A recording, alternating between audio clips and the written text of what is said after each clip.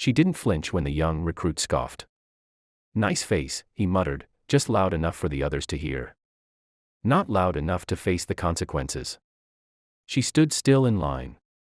Silent. Her back straight as the medals she no longer wore. Pale scars traced her left cheek and curled behind her ear like forgotten rivers. Her gloved hands trembled, barely, but not from shame. Everyone noticed. No one said a word. Private Harris, just weeks out of boot camp, nudged the guy beside him and chuckled. "She looks like someone who lost a fight with a blender." Then, a pause. A subtle shift. Like the hallway itself had sucked in a breath. Boots echoed. A presence. The general approached, gaze sharp, voice sharper. "Fall in." The recruit snapped to attention. She didn't move.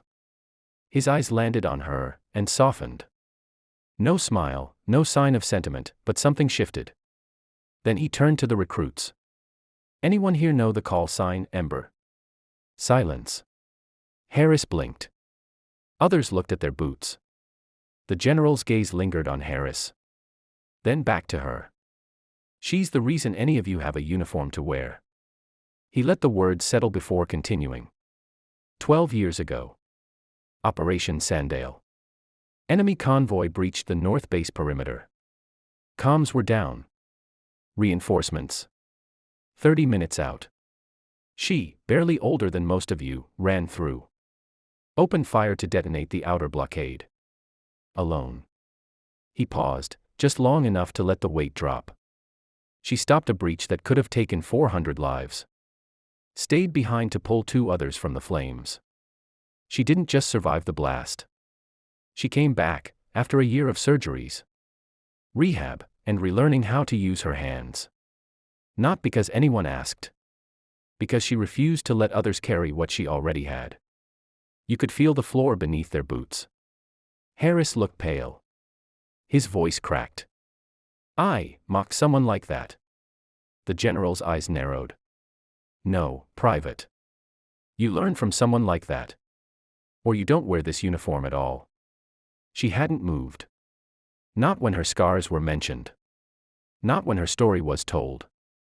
But now she turned. Just slightly.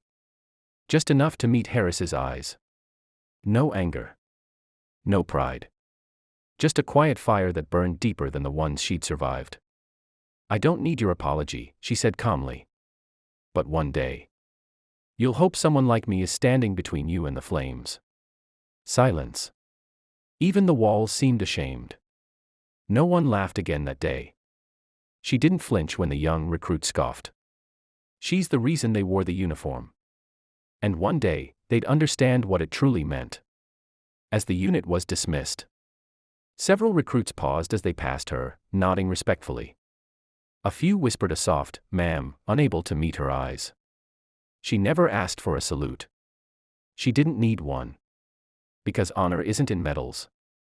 It's in the fire that forged them. True strength doesn't boast. It doesn't ask for praise.